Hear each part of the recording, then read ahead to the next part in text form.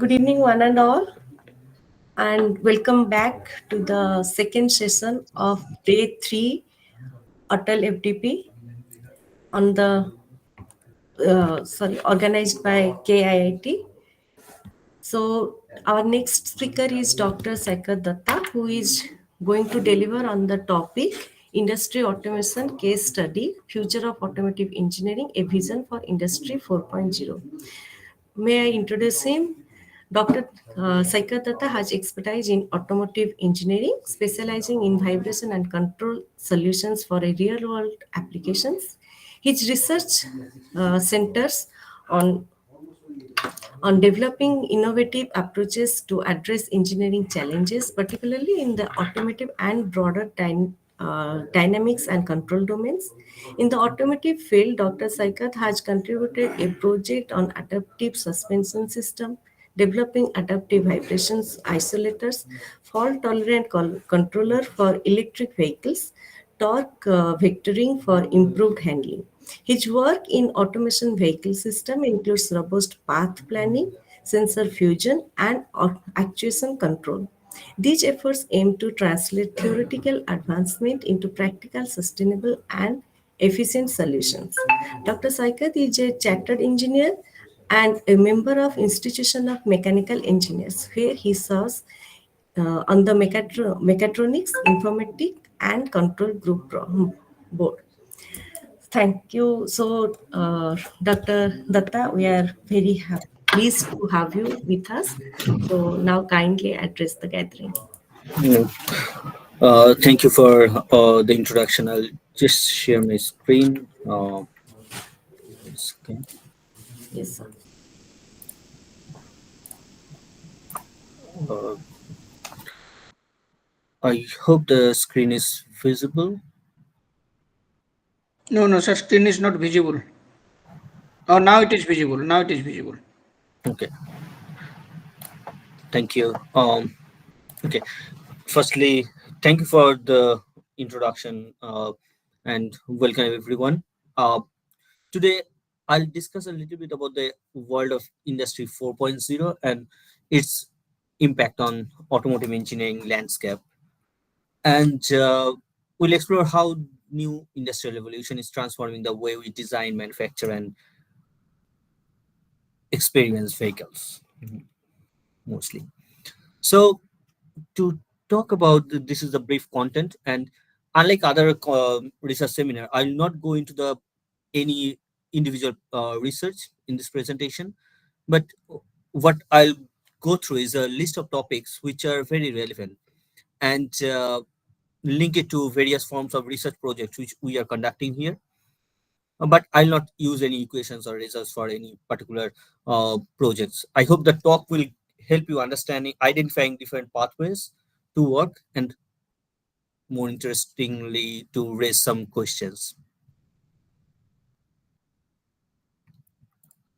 So I'll give a little bit of my introduction. So I started my career in India, then I moved to South Korea and then UK at different universities. And through all my journey, I was focusing on automation, focusing on different kind of transport, railways, automotive, and linking it to the recent developments.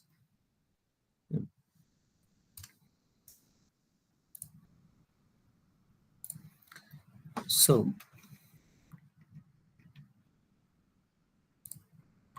uh, to talk about the industrial revolution or industry 4.0, I'll go through a little bit about the evolution of the industry, so how it evolved.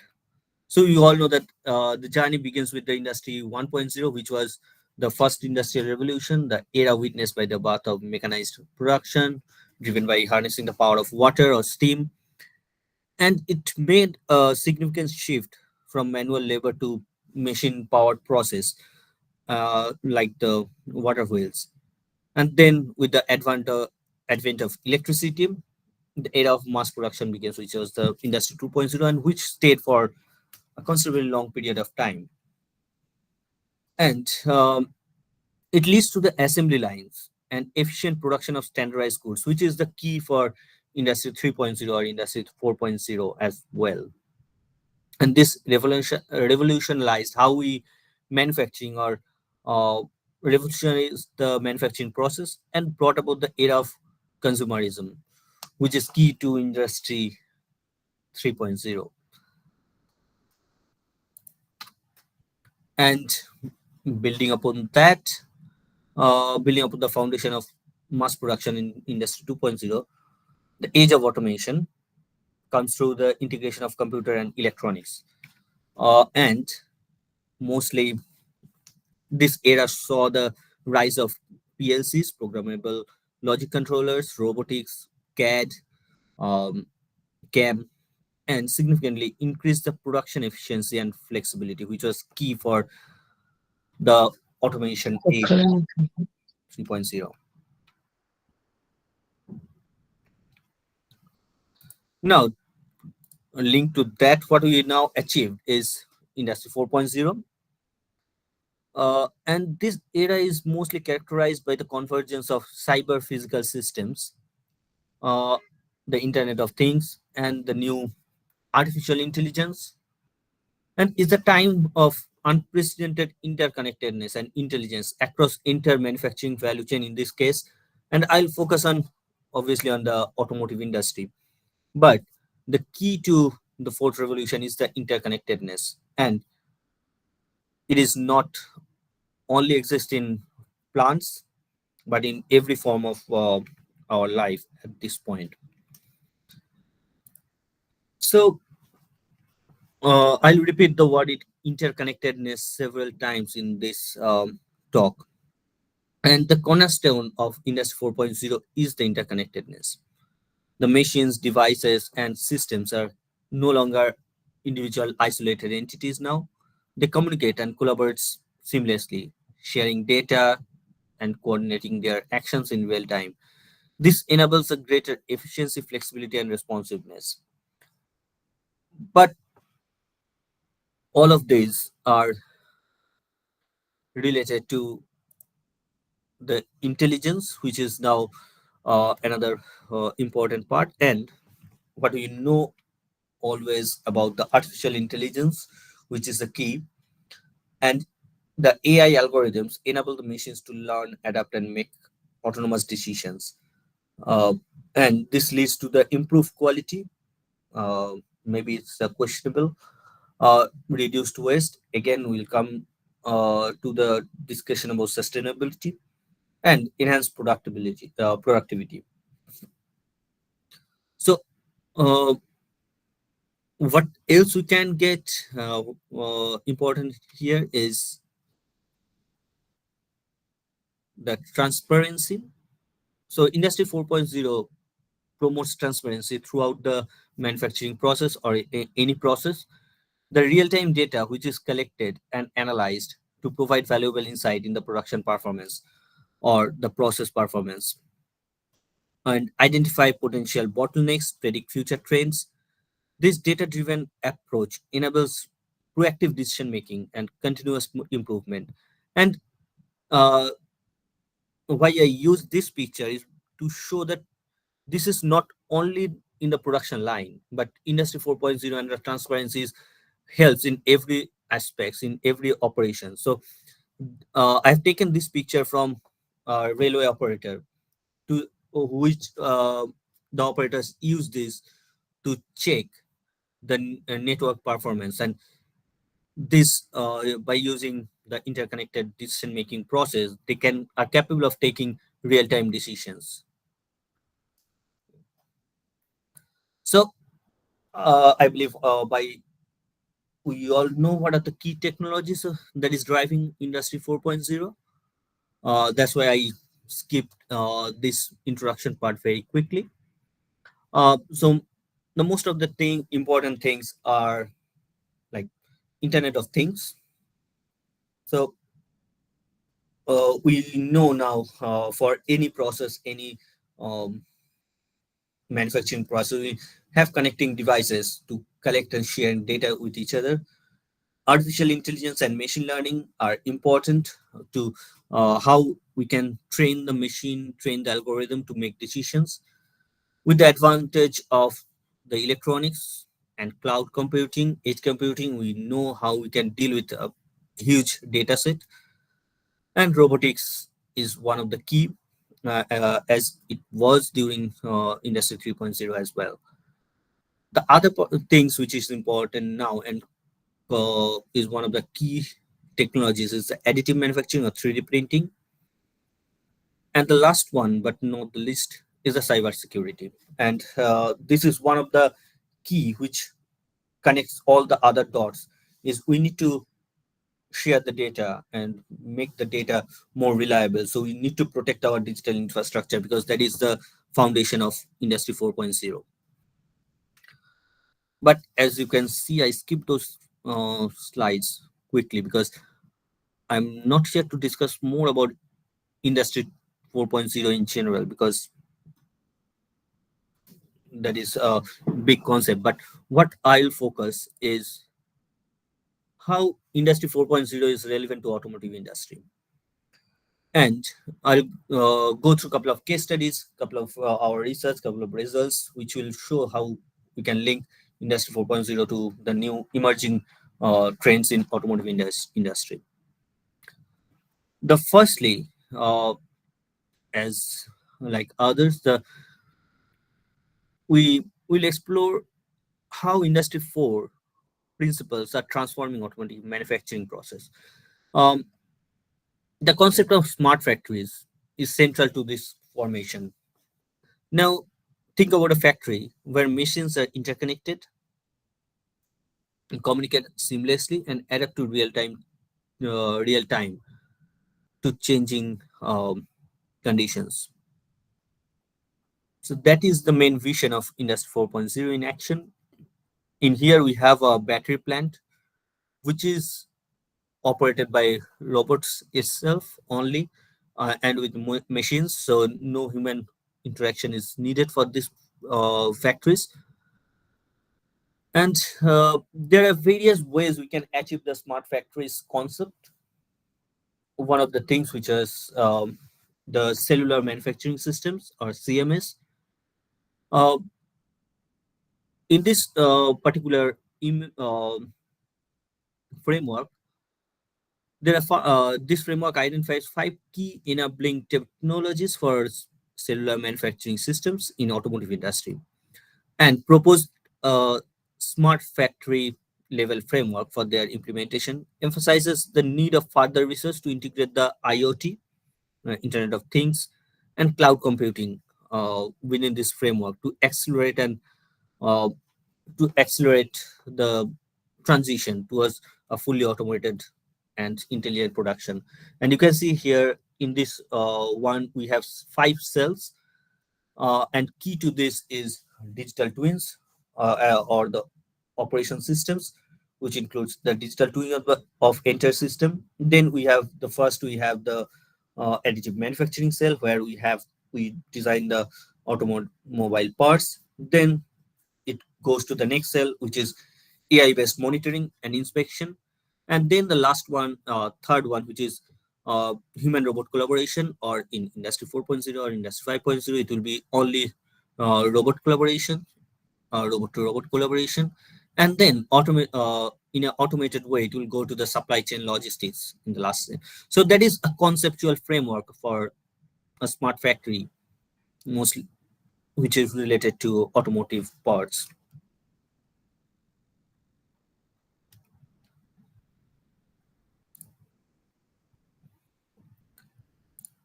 Now, uh, the majority of my work is within the connected vehicles and beyond the factory floor, uh, which we all know about in the context of 4.0.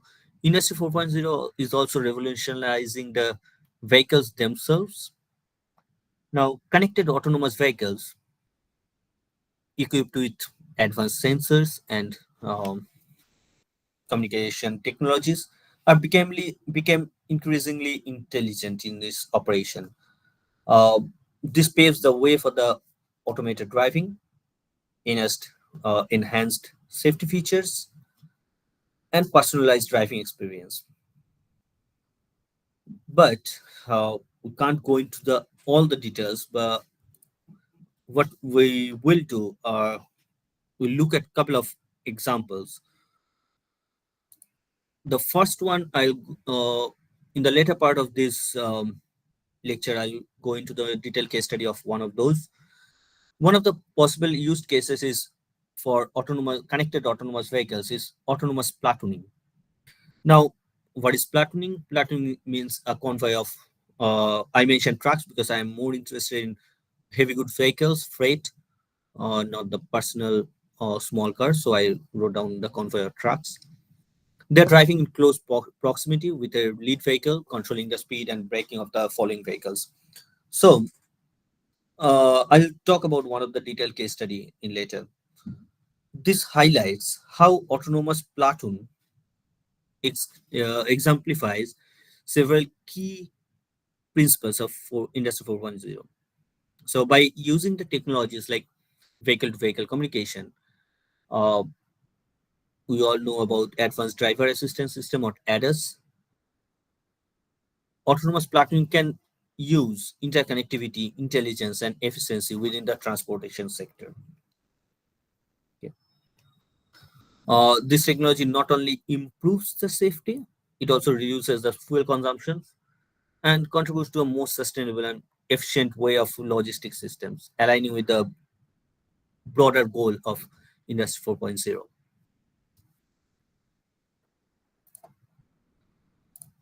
Now, the next part within this is predictive maintenance. Now, Industry 4.0 enables predictive maintenance, and it's crucial to ensuring the optimal performance of our and minimizing the downtime by analyzing real-time data from sensor through sensor fusion. We can anticipate potential failure and schedule our maintenance properly. Okay. Now, for this, I will go through one of the case study which we did, but it's not on automotive. But anyway, it's on railways, kind of transport, another type of transport. So, but it will show how we use digital twin and different other technologies within the Industry 4.0 to practice. So I'll talk about one case study, which is railway switch system, and to explain what switches are. This is one of the images of a switch, and if you change the switch from one position to another, the train will go straight or in the car path. And we have all seen this in railway infrastructure, but it is one of the crucial safety critical element. And what we did to improve the reliability of this system is we, we explored the role of digital twin. So first we identified what are the key subsystems of it. We introduced the concept of predictive maintenance in a Swiss system for the first time, and it highlights the key role of digital twin to enable predictive maintenance and proactive maintenance strategies by providing virtual representation of physical assets. What I mean by virtual representation, I'll show in a minute.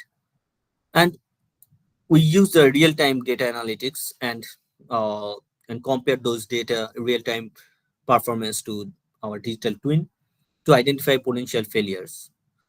And we implemented this in a real-life environment to show how it can improve the maintenance schedule, how it can improve the performance of the system. So it started with very fundamental work on finite element of the railway systems, then making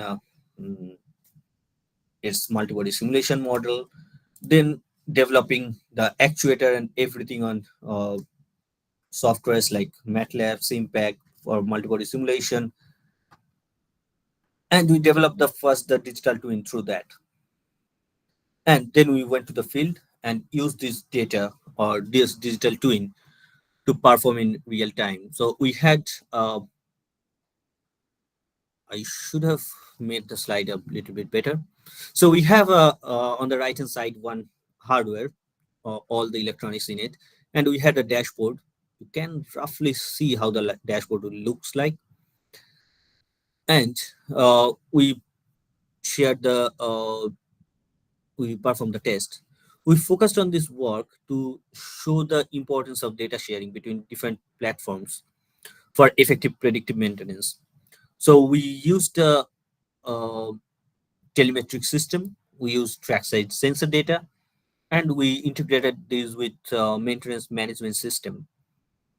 Then, combining these three platforms, we developed a comprehensive picture of railways, this system's health, which can be obtained easily. And we integrated the data analytics, which enables the identification of uh, suitable anomalies and the prediction of potential failures before they occur, leading to significant improvement in safety, reliability, and efficiency. So that was one of the uh, real life work we did, and it shows the importance of digital twinning, which is one of the key things for Industry 4.0 to in the predictive maintenance and so on. And this work then translated into various similar kind of work on digital twinning for infrastructural systems. The next part is about supply chain optimization. I'm not a very expert in this field, so I'll not go into much details. But in principle, Industry 4.0 extends its influence in supply chain logistics. And by using the technologies like blockchain, IoT, the vehicle manufacturer now can optimize the logistics and track the inventory in real time, ensuring is the efficient use of the materials and flow of the materials, and which can lead to reduced cost, improved delivery time, enhanced overall supply chain resilience. But as I mentioned, I'm not an expert, so I'm not going to the details of it. The last part within the automotive industry, before I go into some kind of case studies, is the personalized manufacturing. So the concept of Industry 2.0 and 3.0 was mass manufacturing, but Industry 4.0 with the power of AI comes with the concept of individual need, the manufacturing which can be tailored to individual needs within a mass manufacturing environment. By collecting data from on customer preference and using flexible production systems, manufacturer can tailor the product to individual needs. This creates a greater customer engagement, allows the creation of unique experience. How it does, we can see in various way that the customers can use some AI powered design tools to select various parts of the car vehicle, and this technologies are enabling a shift from massive mass production to personalized production. By using this technology, by using flexible manufacturing system, 3D printing, data analytics, the companies can now tailor products to meet unique needs of maybe personal or for a group of customers. This not only enhances the customer satisfaction but also improves the provides significant competitive advantage to the manufacturing process. So these are the different areas how Industry 4.0 is linked to automotive industry and what I do. But I wanted to focus more on connected autonomous vehicles or CAVs and how these are linked with Industry 4.0.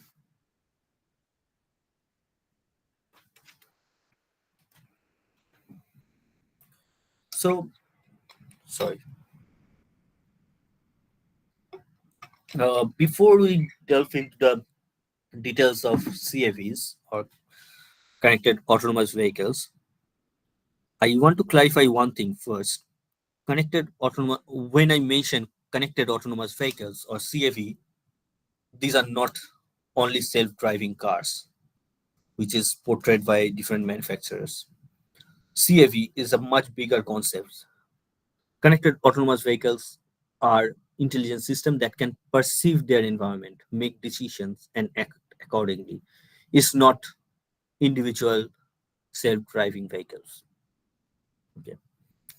These vehicles are capable of driving themselves, obviously, equipped with huge number of sensors, communication technologies, various algorithms, and it can interact with everyone in ideally. This systems enables advanced technologies like radar, lidar, cameras, sophisticated communication protocols, and it's crucial to understand the different levels of autonomy, as this directly impacts the compatibility and limitations of these vehicles. Now, we can see these numbers of generation or different levels of autonomy from 0 to 5, but we need to know which stage we are on or which stage the vehicles are on.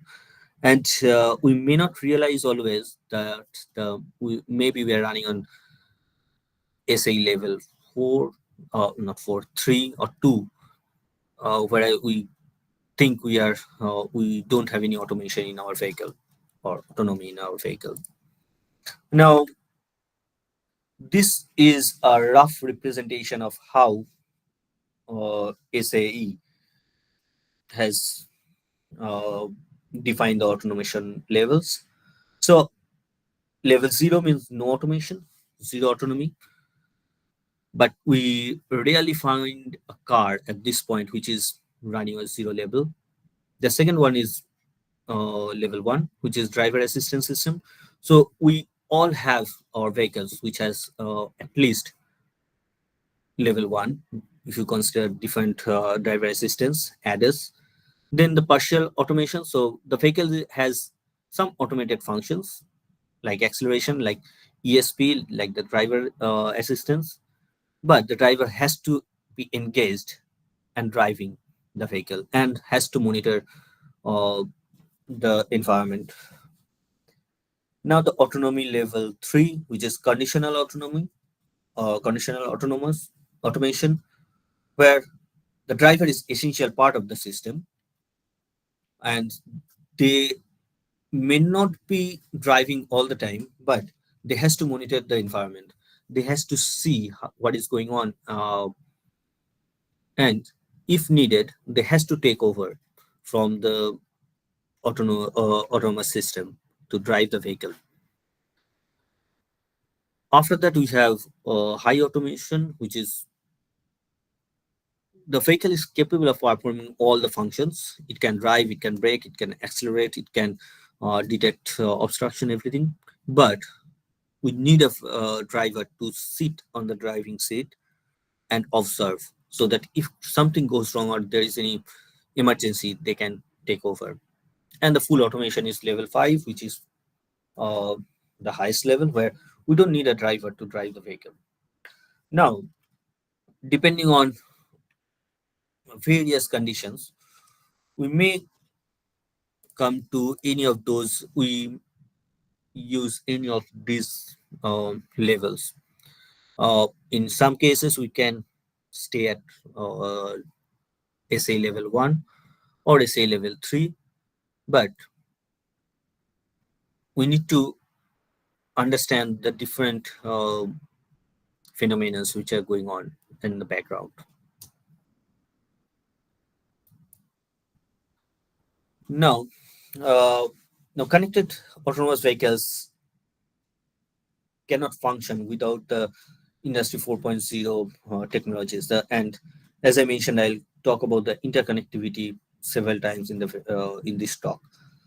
So, firstly, CFV's embodied interconnectivity through vehicle to V2X communication. So, it could be vehicle to vehicle, it could be vehicle to infrastructure, anything, and it enabled them to share the information and coordinate their actions and to form the connected ecosystem. Then we need to know about the intelligence. So, as you all know, artificial intelligence and machine learning are the two fundamental algorithms driving the decision making process. And if you think about some functionalities like cruise control, the adaptive nature of it helps the vehicle to keep safe distance. We can have autonomous lane change if the vehicle is um, faces any obstruction or in emergency situations. The third part of it is the vast amount of data which is generated by autonomous CFEs that contributes to transparency across the transportation system. So, uh, as I mentioned, that one individual vehicle generates a huge number of data, and that data needs to be shared with other um entities so that we can use that data much efficiently to make any decision. It may be not only for transport purpose, it could be environmental data, because when we are driving at different conditions, so suppose we are driving at a situation in a scenario with sub-zero temperature, the way obviously it's important for the vehicle to know that sub-zero temperature uh, to predict any snow or anything. Or suppose it's driving at a very high temperature, like more than 45 degrees, it needs to know that temperature so that it knows that what happens to the vehicle tires, what happens to the tire road interface when it experiences that high heat. So for everything, this data can be found from uh, say any of the uh, weather officers, met officers to know. So this data sharing, this data transparency is needed. It's not only from vehicle to infrastructure, but from infrastructure to vehicle as well. The next part is the CAVs can be customized for individual needs, from route reference to in-car entertainment. So I'm not a big fan of this, but it can be done. Most of our research is focused on not on personal vehicles, but more public transport, freight transport, where customization for individual preference is not the key, but it can be done.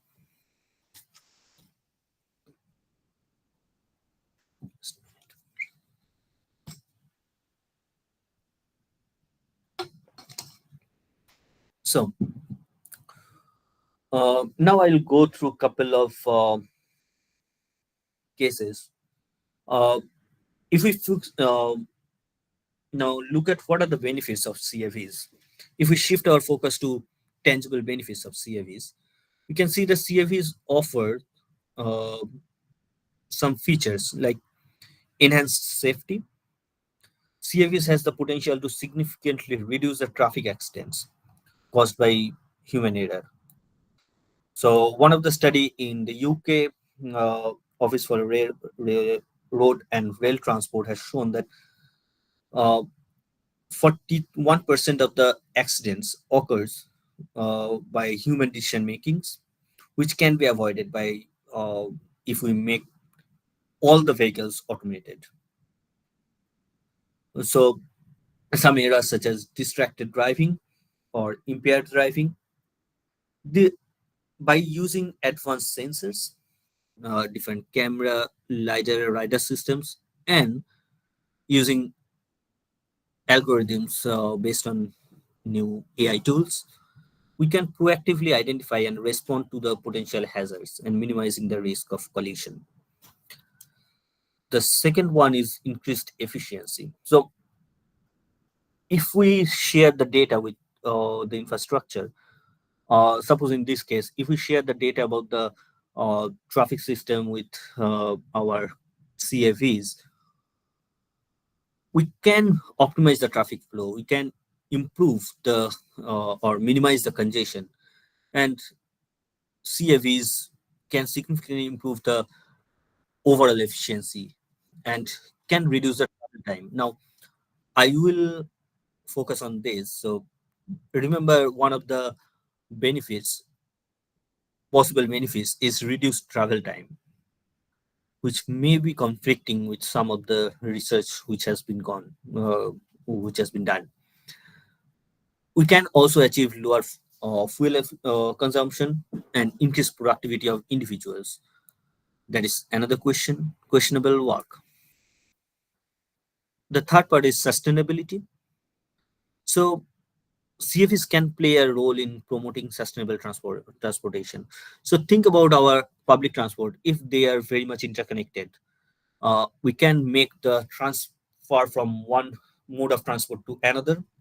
So suppose you are going from your home to work and it needs the first kilometer, say your local rapid transport system says, say light rail or metro station is 1.5 kilometer from your place, but you have some kind of shared mobility like electric scooter which you can drive, and then the next part is your rapid transit system, and from the your destination stop to your office, say there are some autonomous shuttles which are running, and those are synchronized with the timing of your rapid transport. If it can be done in a proper synchronized way, it can reduce your overall travel time, and you'll be more inclined to use those public transport rather than individual mode of transportation, say any ride sharing cab or something, you or your individual vehicle. So it can lead to uh, sustainable transformation. So by optimizing the driving patterns, reducing the idle time between two transport modes change, you can improve the you can contribute to reduced emission as well. And the last one is the rise of autonomous ride sharing services can potentially reduce the need of private vehicle ownership, which will reduce the individual emission or carbon footprint. The last one, which is debatable, is the economic growth. The development of or deployment of CAVs can create new jobs in the areas of Industry 4.0, like more jobs in AI, more jobs in robotics, data analytics, cybersecurity, and it will have increased efficiency and productivity enabled by these CFEs that will have a positive impact on various sectors of the economy.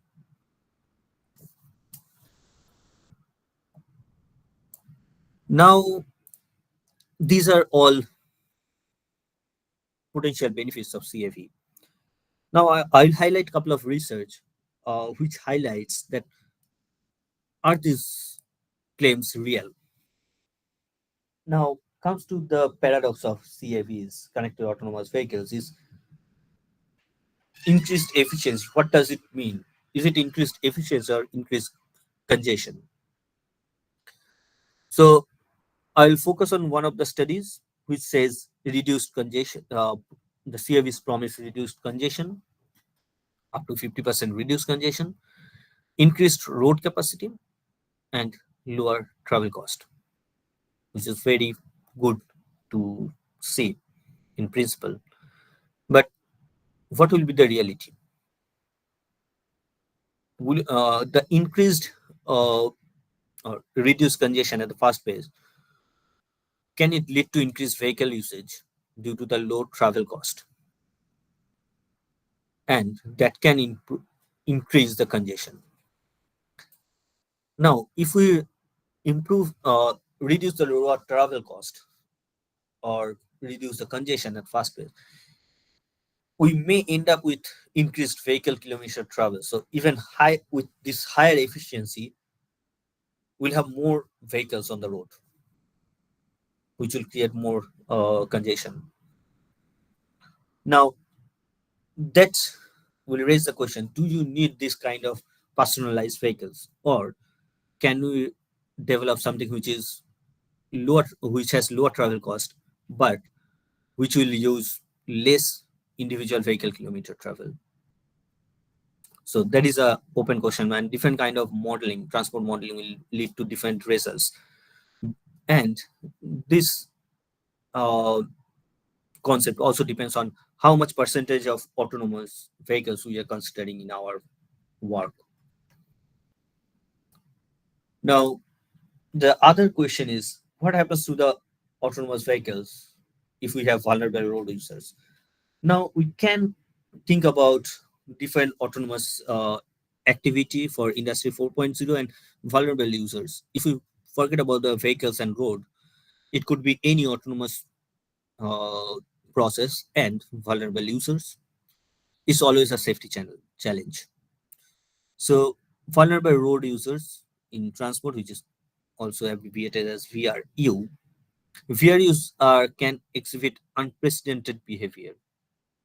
So it could be jaywalking, it could be sudden movements, unwanted movements, and that will pose a significant challenge for any automated driving vehicles because they can't anticipate and they will be late to react if they can't anticipate those. We have less data on these VRUs, so current research or development efforts may not fully address how the autonomous vehicles will constantly or safely navigate the complex scenarios uh, involving unpredictable VRU, vulnerable role users' behavior. And if you look at some recent news, in some of the autonomous taxi uh, taxis in different countries faced several safety issues when dealing with unprecedented movement by pedestrians, cyclists. The next part is what happens to the communication background. So traditional forms of nonverbal communications like the hand between drivers and VRUs, such as eye contact, gestures, may not be effectively interpreted or replicated. So think about different hand gestures or eye contact which we do in real life with the driver or road users. We can say with our hand gestures that okay, you can cross the road, or those gestures are not same in every uh, globally, which is maybe yes in Indian context, may not be yes in some other country. So that will create some confusion. And so what I want to emphasize is the need of continuous investigation and development of robust technique, safety mechanism to ensure the safe integration of autonomous vehicles into our shared road, where we'll have some vehicles which are automated vehicles and some vehicles which are not, and we will also have the pedestrians, other vulnerable road users, and we need to prioritize the protection to all road users, not only looking at the efficiency, looking at the less travel time, but the safety of every road user should be the priority of in the age of industrial revolution 4. The, there is another work which summarizes the key findings of it. This highlights the trade-off between the safety and efficiency of mixed traffic environment with CFEs and shows the importance of robust communication system and realistic assumptions to evaluate their impact. So uh, they looked at the challenge of CAVs in a mixed traffic traffic situation where you have human driver who are unpredictable in sometimes, and they also looked at unreliable vehicle-to-vehicle communication. So they looked at two challenges. It was on a road transport system where you have some human drivers, some autonomous vehicles, and sometimes the V2V communications was not reliable. And they developed some. They found the results that the traffic efficiency is slightly reduced if you have a mixed traffic. So although the autonomous vehicles propose that they will improve the traffic efficiency, but if we can't shift towards 100% autonomous, where every vehicle, every cycle to bus to every road vehicles are automated, you can't reach that efficiency. So if you have a situation where some part of the vehicles are manual, some are autonomous, then you'll have a reduction in traffic efficiency. And in some cases, you can face get safe, improve safety, but not always. Okay. So the key finding was 66% reduction in safety conflicts, which is good. And they consider a 70% CAV penetration. So that means on the selected transport network, 70% vehicles were connected autonomous vehicles and the 30% were manually driven. But look at the last point where they found out that there is an increase in travel time as well. So these connected autonomous vehicles did not achieve less travel time, and also they did not achieve the reduction in traffic efficiency, which shows that there are still a huge work to be done to improve these points. In the next study, what I was a part of, where we looked at the concept of eco driving, and we are still working on some of the eco driving challenges, where we want to see how the eco driving strategies are improving the driving performance. So these eco driving strategies are relied heavily on the interconnectivity. We need to know the traffic situation. We need to know the road conditions, and the CFs communicate with each other. They communicate with infrastructure to know the road conditions, and it prepares the real-time data environment, and it constantly then extends the information, and this allows more informed and coordinated driving patterns decisions. Also, it needs artificial intelligence and machine learning algorithms, which plays a critical role in decision making process. And we use different adaptive neural network to solve real time data, and importantly predict the traffic patterns in different roads, and then we can optimize the driving strategies to minimize the fuel consumption. So this study on eco driving is focusing on improving the fuel consumption, how we can minimize that. The eco driving strategy uses the data collected from various sources, including vehicle sensors, traffic cameras, communication networks, mobile networks. This data is then analyzed to identify some patterns, predict some potential hazards. It identifies the pattern, so which time of the day my say route 1 will be busy, or route 2 may have some hazards, like say route 2 may have some schools in it, and our we can develop the pattern that when the school ends, that road will be more hazardous than the other. So all these decisions make can have a significant effect, and we can optimize the driving behavior for improved efficiency and reduced environmental impact.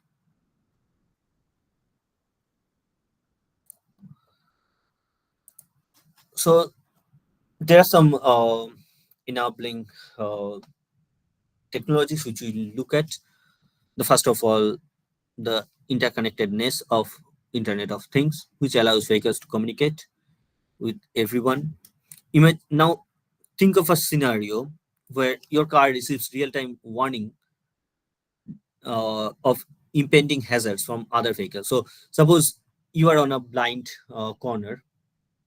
Uh, so, suppose you are this vehicle which can't see the cyclist here, but the other vehicle can provide some information, some communication to know to let your vehicle know that there are some vehicles on pedestrians or cyclists oncoming. So this kind of shared information communication between the city's infrastructure can help uh, autonomous driving. This constant flow of data is needed. It's, I'll not say needed, it's crucial for optimized traffic flow, optimizing the safety or enhancing the safety. To ensure these critical decisions to be made swiftly, we also need cloud computing or edge computing. Now, instead of relying solely on cloud processing, data is processed locally within the vehicle or at the edge of the network so that it can be accessed. So, this uh, reduces the latency, improves the efficiency, and it ensures that the vital or crucial informations are available for real-time decision making, such as to take evasive maneuvers in critical situations. The other part we have seen several times is artificial intelligence, AI and machine learning is always the key. If we move beyond the connectivity, AI and ML are the driving forces behind all this. And these technologies enable the vehicle to see and understand the environment. So we need to know what we are looking at, whether it's a pedestrian, a bike, a vehicle, or a train, or something else. Uh, we need to have a good object detection, object recognition. AI algorithms can accurately identify and classify objects like pedestrians, cyclists, different vehicles, vulnerable road users, even in challenging conditions where we don't have, say, enough light. We have to have a path planning and decision making algorithm. So different a huge effort or work has been gone in developing machine learning algorithms for analyzing real-time data, predict almost efficient and safest path. Predictive modeling is another part key where we analyze the past driving patterns in real time, and AI can anticipate potential hazards and proactively adjust the driving behavior to avoid collisions. Uh, One of the example is the autopilot system, which utilizes deep learning neural network for tasks like lane keeping, automatic steering, emergency braking. Now, I'll talk about one example why planning is challenge. Think about the situation where you have some subsystem failure or sensor failure. So suppose you are driving on a road, your or your autonomous vehicle is driving on a road. Suddenly, one of the tires blow out, or say one of your camera fails, or importantly, one of the camera miss your speed sensor shows wrong result. So suppose it's malfunctioning, so it's not broken, but it's showing wrong results. So what happens in those cases? So what we are working on, we are looking at different problems, which is crucial to interconnected autonomous driving. So this all these path planning algorithms are rely heavily on accurate sensor data to perceive the environment to make informed decisions. However, sensor failures are inevitable in real world. Maybe actuator failure like tire blowout is not that common, but it can have a huge effect on the system, or it can put you in danger. And this kind of failures will have significant consequences, including inaccurate vehicle state estimation, incorrect perception of environment, wrong path planning decisions. So suppose your mirrors are malfunctioning, that means you don't have any obstruction in the front, but it is asking showing you an obstruction, and it made the decision for the vehicle to change routes, which is dangerous. So it is an increased risk of accident. So what we can do to solve those problems, what we looked at is called fault tolerant control. uh, to address those challenges of system failures or system malfunction, we develop fault tolerant control systems. Uh, so what it does, it incorporates techniques such as sensor fusion to combine data from different sensors. It improves the reliability. So first it takes the data from huge number of sensors.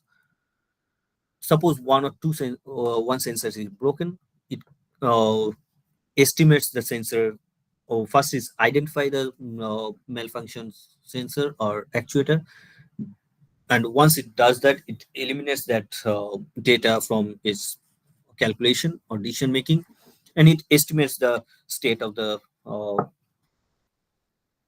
system, and then it focuses on the state estimation algorithms are used to accurately determine the vehicle states, even with missing or corrupted sensor data. Now, fault detection and isolation techniques are used to identify and isolate faulty sensors or actuators. Then, the robust path planning algorithm can adapt to changing conditions or replan the trajectory. So, suppose if it identifies that one of the tires has blowout, it replan the trajectory to move it to your left-hand side of the road to stop the vehicle safely. So these are one of the areas we are working on, that is the fault tolerant control in case of such emergency. But all these are uh, needed.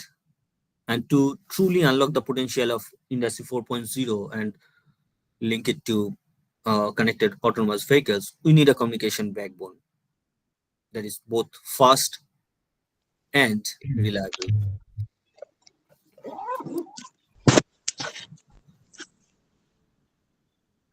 So we can have ultra low frequency uh, communication, which is a game changer for autonomous driving.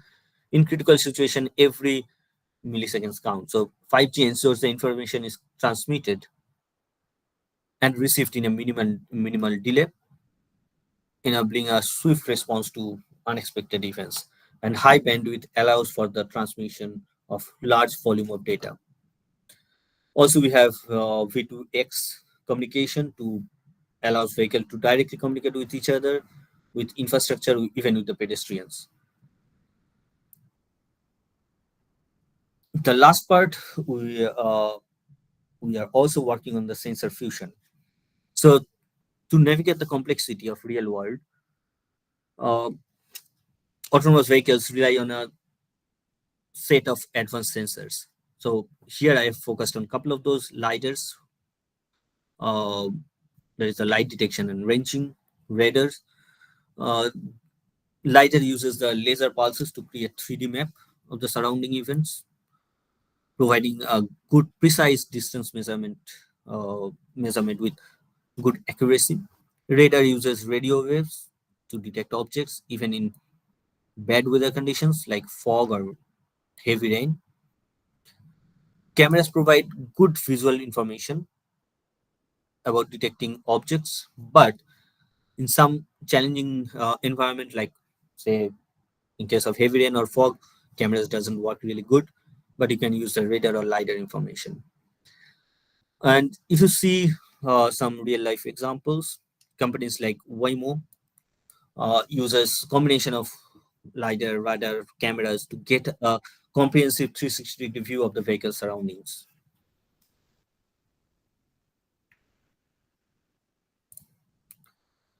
So,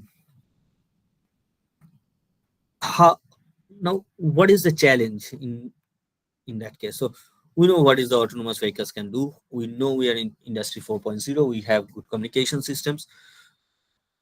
So, while the potential benefits of CAVs in this age are significant, there remains a good significant challenges to be addressed before the widespread adoption can become a reality. The first of all, infrastructure readiness is a problem.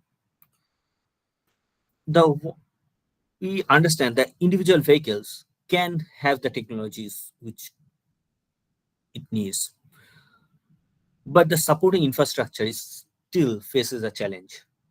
So imagine a scenario where you have a highly sophisticated self-driving car, but it is navigating through a network which is lacks interconnectivity, which is unpredictable, and it doesn't have sufficient infrastructure.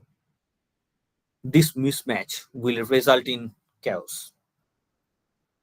So we need a good infrastructure. We need a planned, phased uptaking of autonomous vehicles. From an Industry 4.0 perspective, it highlights the critical need of a comprehensive overhaul of our transportation system. If we consider only a manufacturing unit, a smart factory, it's a very much predictable environment. So we can achieve Industry 4.0 without much trouble, but in a real life, in a open scenario, this is a problem. We need to have a transition towards a cyber physical system where physical roadways are seamlessly integrated to the intelligent network. Now, we all know that not all the roads are in networked properly. So this involves a substantial investment in upgrading the existing infrastructure with advanced sensors, which high bandwidth 5G connections, edge computing capabilities to ensure the CAVs can effectively communicate and operate within the broader transportation ecosystem. And we need to ask the question, do we really need it in every application? The next one is the looming threat of cybersecurity. So one of the emerging concerns in cybersecurity is that it can be breached. So we need uh, a holistic approach that considers the both safety and cybersecurity risks in its development and deployment of CFEs. Now, I'm not a cybersecurity expert, so I'm not going to any of the details. And also, we need different regulatory and standardization challenge. So this is an image of the countries that is participating in World Forum for Harmonization in Vehicle Regulation. And you can see a huge part of the world are not taking part. So we can't have a holistic approach if we don't agree on these. And now I'll go through two case studies. One is on truck platooning, how the truck platooning is related to Industry 4.0 and so on. First of all, as I mentioned, that I'm more interested in truck, HGVs, public transport. The reason being, uh, it can save fuel and it can reduce the emission. Now, one of the studies in US analyzed 210 million miles of real-world telemetric data from around 60,000 Volvo trucks.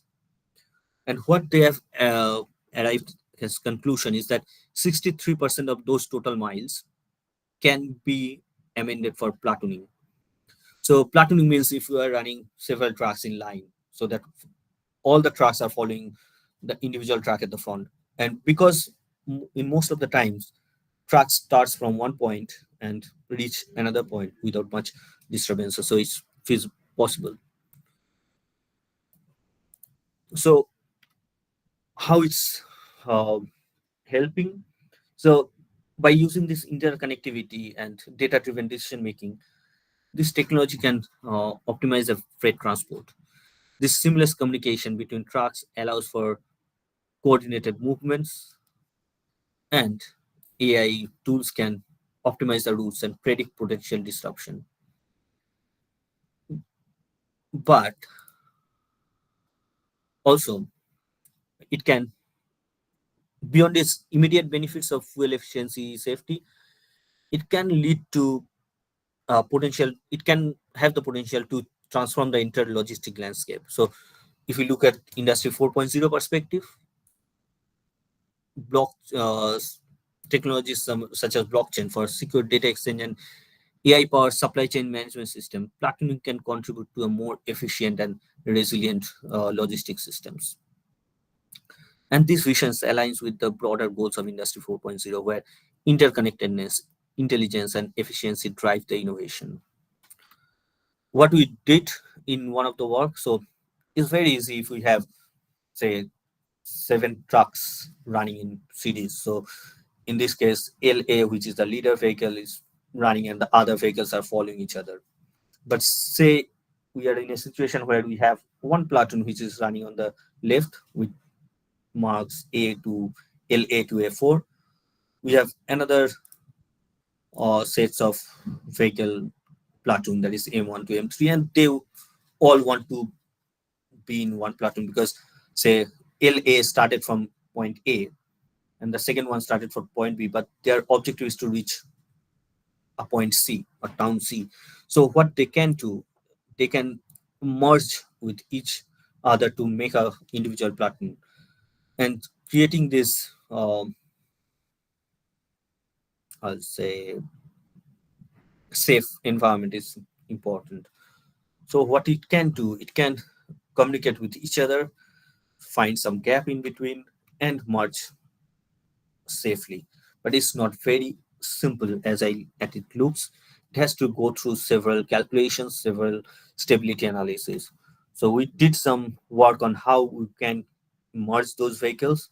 It's a very crude representation of the data, how we can merge two vehicles, two sets of platoons, and they will then converge. So here the blue ones have and the red ones were different platoons, but they can merge together to form one individual platoon and improve the efficiency of the entire system, and they can make the other lane free for other vehicles. Now, another perfect match is Industry 4.0 and shared mobility. So the concept of shared mobility is rapidly gaining traction, and uh, this shift towards shared actors of transportation is driven by the factors of urbanization, environmental concern, and what we can get through IoT, through ML, through big data analytics. We can achieve this, right? So the convergence of shared mobility is giving rise to the new era of smart mobility as well, where we can develop is a on-demand personalized transportation system, which can seamlessly transition between different modes of transport, from, say, your shuttle to your metro, from metro to your next ride share, and it will improve the safety as well. We have different autonomous ride hailing services that represents a significant step towards the evolution of shared mobility. By using technologies now in 4.0, we can the vehicles can operate more safely, but we still have regulatory hurdles, public acceptance, and ethical considerations. So what I see as future mobility could be something like that, where we have interconnected vehicles everywhere, continued innovation and technical advancements in every single stage, from micromobility solutions such as e-bikes, e-scooters, to on-demand public transportation like shuttles, to beyond like hyperloops or something possible. But is it so? What is the main problem? So I'll at the end of the presentation, we are almost at the end.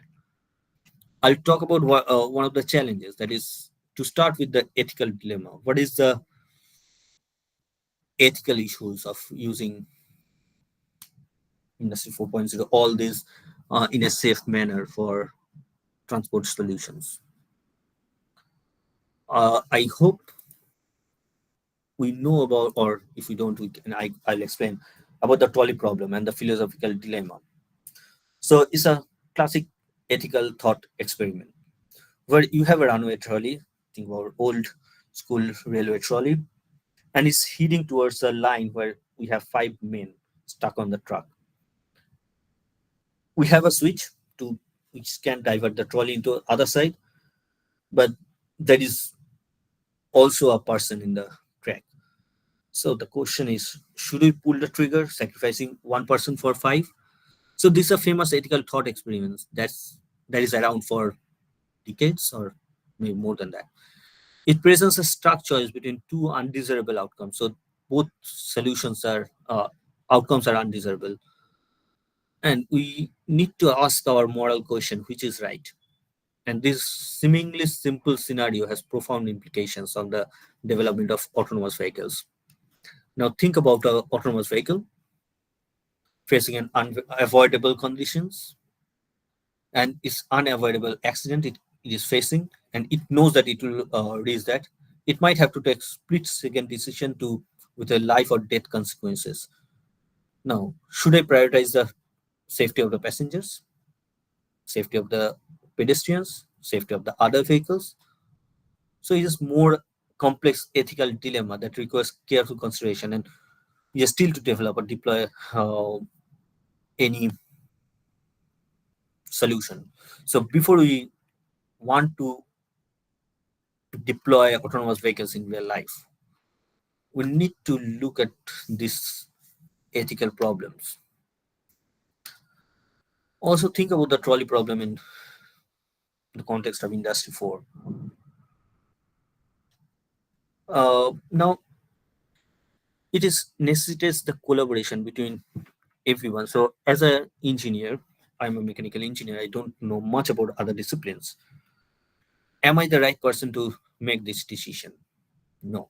So you need collaboration between engineers, ethics people, policymakers, and general public who will be using the road to develop some ethical guidelines, to know what is to develop the decision making frameworks that can align with the societal value, and that also changes from place to place. If you are in one part of the world, your societal values will be different from the other parts. So it emphasizes the importance of transparency, accountability, and accountability in decision making process. Before we can ensure that the systems are developed properly and it can be deployed responsibly. So what's the road ahead? The Industry 4.0 presents a huge opportunity, but it also comes with significant challenges. From my understanding, the challenges are in cybersecurity is paramount. The protective sensitive data, ensuring the safety and reliability of interconnected systems is crucial. Data privacy is another critical concern. Ethical considerations, as we seen, social and economical impact must be considered to. We need to ensure that the benefits of Industry 4.0 and connected autonomous vehicles are shared equitably, and that the workforce are adequately prepared for these changing demands of the future.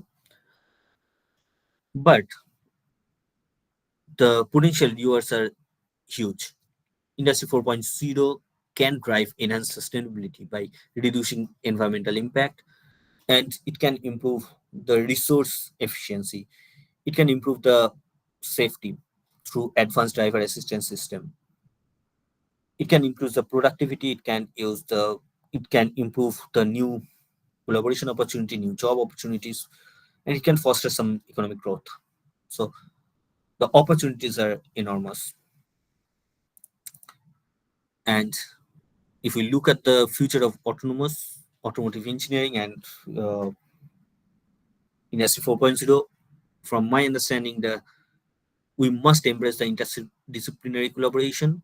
So as a mechanical engineer, I'm very much focused on the technologies within the vehicle, but now we have started working with other colleagues who are human, who work on human-centric design, to know how human perceive the autonomous vehicles, how human perceive any new technology. So this kind of collaboration is important. We need to invest much more in the education and training of this, because we need a much educated individuals, and as I believe most of us are in academic environment, so we need to equip the next generation of engineers with the skills and knowledge necessary to thrive. but also promote responsible innovation, developing ethical guidelines, best practices uh, for the development of deployment of Industry 4.0 technologies. So I'll conclude my talk of Industry 4.0 and its impact on automotive industry. But I want to raise some open questions. I don't know the answer of these yet. So think about in the context of 4.0, how can the automotive industry best use leverage the data analytics to improve the vehicle safety and predict potential maintenance issues? This is still ongoing. And more importantly, in the next question, where I am not the right person, so I'm discussing with many other people. What is the ethical considerations and potential societal impact of this widespread adoption of autonomous vehicles, and how this can be addressed within the Industry 4.0 framework? What is the framework we should think about? And I will ask every one of you to think about this, and if you know the answer, you can contact me and can tell me about those. So I use a couple of references through this vehicle. I've taken some data from not only my own work, but from others as well. And yeah, thank you for listening. I hope I have 10-15 minutes for a question and answer if you have any questions. And you can always reach out to me and connect me in LinkedIn. Thank you.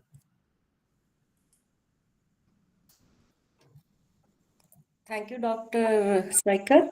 So now panel is open for all the participants for questions. If anyone is having, sir has already asked two questions from inside. So if anyone is interested to answer from audience side. I think we have a one hand raise, Prajapati. Yes, sir. Please carry on.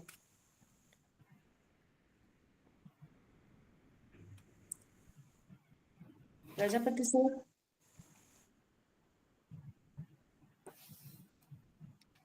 I think, sir, are you there? I think maybe it's some technical problem.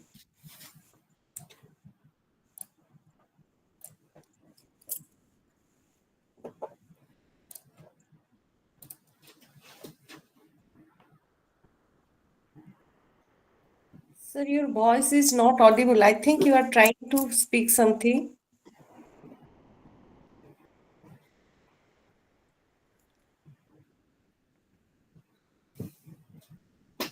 Well, anyway, so I think perhaps our participants are, Yeah. they don't have any questions. Your And if explanation. you have any question, just my email address is here, and or ask me in LinkedIn. I'll be eager to know. Okay. Yeah, we understand. Okay, thank you so much, sir, for sharing your knowledge in this interesting topic. And I hope our participant will definitely get benefit in their research work. And if they have any query, then definitely they will catch you over mail. Thank you so much. Thank So you. thank you, participants, for your active participation in the Thank you, session. Professor. Thank you, ma'am. Okay, thank you, sir. So Thank you we to wish you all everyone. a great night and good night. Thank you.